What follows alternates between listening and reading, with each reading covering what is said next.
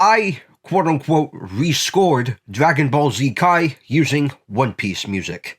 Although I have not done the series in its entirety at all, I wanted to throw my hat in the ring and join the likes of the many Kai rescore attempts that have been done by the community in recent years. Today, I want to showcase an episode of my choice I've done so far, and explain the logistics behind each of my choices for a certain One Piece track used in a certain scene. Allow me to lay down some ground rules first. 1. For each arc in Kai, I've chosen to limit myself with the variety of tracks from across One Piece, while also gradually lifting said limits as the series progresses. For the Saiyan arc, my selections would include all sub-original tracks along with the scores of the first 5 movies. For the Frieza arc, I'd up the count to include music from movies 6, 7, and 8, and for the Cell arc, it would go up to movies 9 and Strong World. Plus the little oddball Thriller Bark soundtrack. Why set these limits, you probably aren't asking? Well, this is a process that both Dragon Ball and One Piece have had to go through during their runs. Since both series had to endure this process, I figured it was only fair for me to bring that sort of challenge onto myself, and to hopefully get me thinking outside the box with what tracks I select. And 2, leitmotifs for the Dragon Ball characters here are essentially carryovers from One Piece leitmotifs. For example, Goku's theme here is obviously that of Luffy's. Piccolo's would be Zoro's theme, and all of its variations. For shits and giggles, I gave Krillin Usopp's theme, and it actually kind of works out. With all of that being said, however, allow me to break down my approach for an episode I have been very excited to do. Episode 73. The Super Namekian powers up. Piccolo versus Android 17.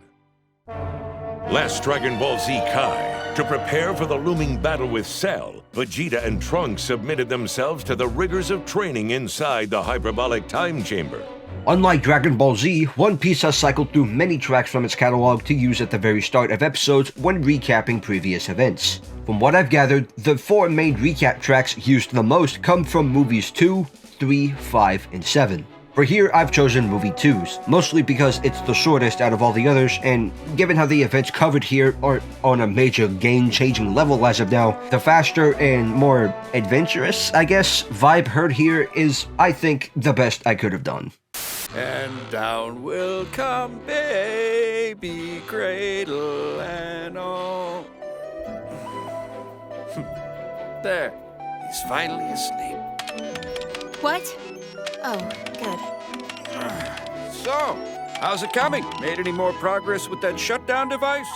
I really wanted to find a way to somehow get the themes of all of the Straw Hats into this project and reassociate them with these Dragon Ball characters. And I'm still kinda struggling with a couple of them now. Who the fuck do I give Robin's theme to? But it was here where I decided to repurpose the theme for Nami with that of Bulma.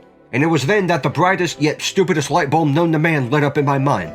At first, my thought process was, oh, just use a woman's track for a different woman, but it actually ended up sounding more fit for Bulma than I was expecting. There.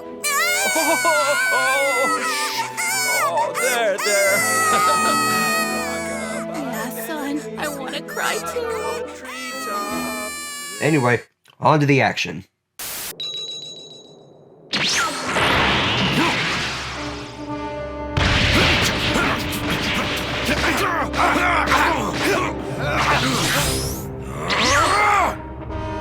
One of my favorite tracks from all of One Piece Movie 3, and a very underrated Zoro battle track, the music in question is among the many tracks composed for a Zoro-centric fight scene, per tradition of the One Piece movies. More of which we'll see later as we progress. However, out of all of them, I chose this track mainly because of the fact that it's so underrated and underused in One Piece. It's great stuff, honestly. Zoro's theme is snuck in at the beginning, it's got a grand and badass vibe to it, it's only about a minute long, and also, the track paired up with Yukio Ebisawa's infamously questionable animation for the scene almost kinda synced up with each other, and I thought that was kinda funny.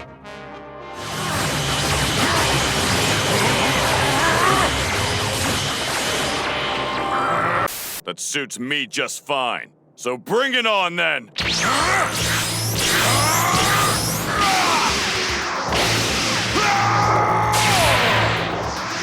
Come on! Don't you know any different tricks? Though not a strictly Zoro-related track, out of the plethora of iconic action pieces composed for One Piece Movie 7, this one easily stands out above almost all the others to me. It's dramatic, exciting, and oddly kind of funky too, with all the mechanical sounding percussion to go along with it. A fitting choice given the movie it originated from. The quieter, more subdued section of it towards the middle also almost perfectly fits in with the moment 17 sees all of the key blasts surrounding him. I ain't got much to say other than I'm proud of the results this track garnered. You wait. I'm still just getting started. Good, then follow me. We'll need a new island now that someone's gone and blown this one up.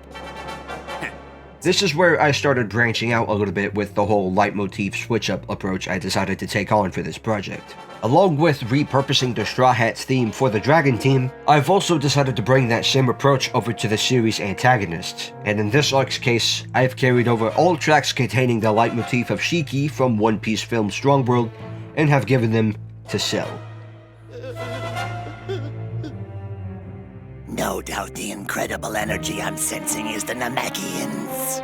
He must have a real fight on his hands to power up to this level. I did this not just because I thought it was fitting, but also with each respective arc, I wanted to give each villain a repurposed theme from the amount of music newly introduced for use in said arc. For example, with Frieza, since there's now access to movies 4 through 7 scores, I took from that pool the theme of the Baron from One Piece Movie 6. And so out of the fresh batch for the Cell arc, I decided to take Shiki's.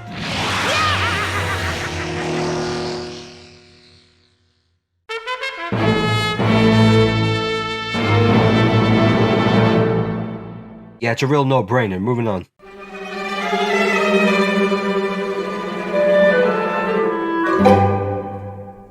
No, the theme for the androids is not Brook's theme, I just had no other fitting choices available.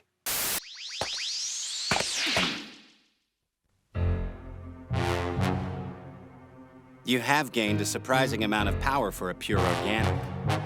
You're really not the same old Piccolo anymore, are you? There are so many tracks from One Piece that just fit perfectly with a good old-fashioned, overly padded out stare down between two characters. And this one here that I've chosen from the series' Alabaster track list is probably my favorite. For a moment like this, I don't think you can really go wrong with any of them, but ultimately, I still think this one produces the best results, even if I had to loop it to match the pacing of the scene. No one is stronger than me.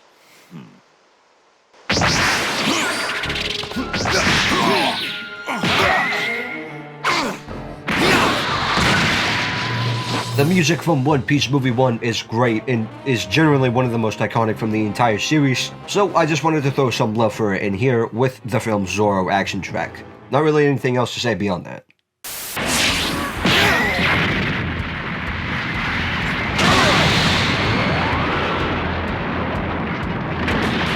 The score of One Piece Movie 2 is one of the more hit or miss from the series catalog to me. However, one of the best from it, I'd say, is the film's Zoro action piece, which has gone on to be used for many of the character's most iconic fights. This choice here was partially due to me being increasingly more limited with those Zoro pieces, but primarily because it's just such an exciting, badass, and overall great piece of music.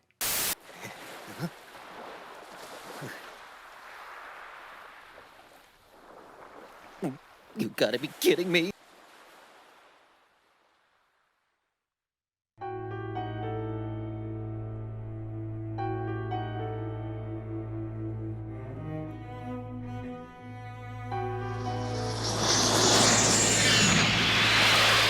I mainly chose this one from the Strong World soundtrack for the immensely eerie piano heard throughout it, but also, while I was listening to it during the selection process, I actually found out that it snuck in Shiki's theme in there as well, which I think added to the suspense and dread of Cell's journey to the androids. After all this time, the moment I've longed for is finally here. The day has come when I will achieve perfection.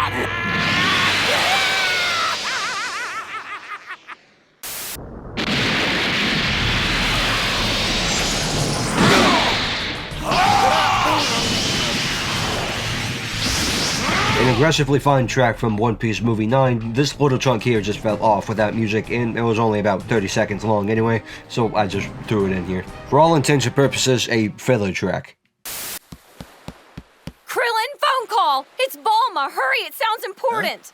I am a genius! I figured out that androids 17 and 18 both have an emergency shutdown circuit wired into their neural network. A suspenseful piece from movie 7 that I think really did a solid job embodying the tone of this scene, with Krillin's conflicted feelings on destroying the androids. Moving on. Dad! That energy! It's Cell! Feels like he's heading right for Piccolo! Yeah, I know, son. Damn. We could really use Vegeta right now. Where is he? He should have finished his training a long time ago.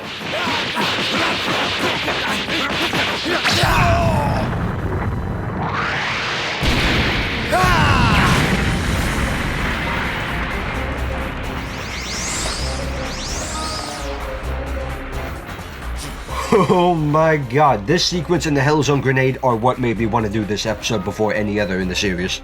This is by far the greatest Zoro action track ever composed for One Piece, and it's not even entirely original either. Debuting in the Strong World movie, it's a reprisal, combination, and expansion of two of the characters' tracks originally made for the very beginning of the anime, which, as is the case with most of his others, has gone on to be one of the most memorable and praised from fans to this very day. It's for those very reasons I decided to use that track for what is by far one of Piccolo's greatest fights across all of Dragon Ball.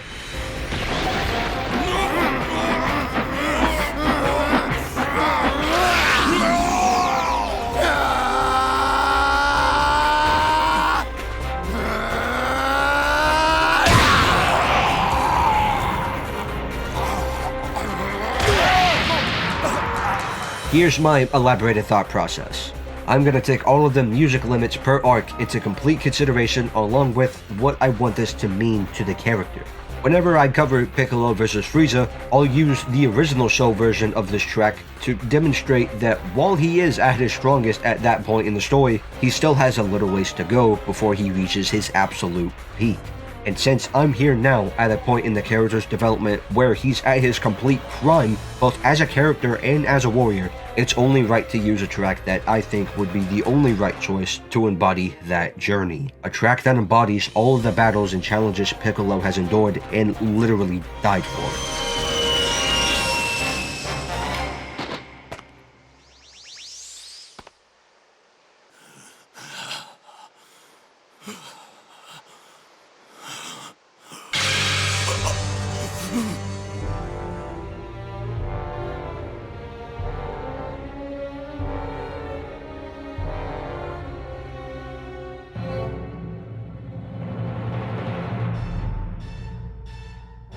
I saw it only fitting to utilize a piece throwing in Shiki's theme, leading into something that I believe embodies chaos and an impending doom that Piccolo and the androids know deep down is inevitable. They're stopped dead in their tracks in the shock and fear that the seemingly ultimate life form has arrived to consume their power and to throw their world into complete and utter ruins, as he has prior from his own timeline. The day of the dreaded meeting between Cell and the androids has finally arrived. Now, Piccolo is all that stands between Cell and his perfect form. Next, Dragon Ball Z Kai. Hi there, this video didn't originally have an outro recorded for it, so allow me to provide one to you all here. A link to a YouTube channel dedicated to showing off previews of this project, as well as the project itself, are both found in the description. Yeah, that's basically all I wanted to say. See ya!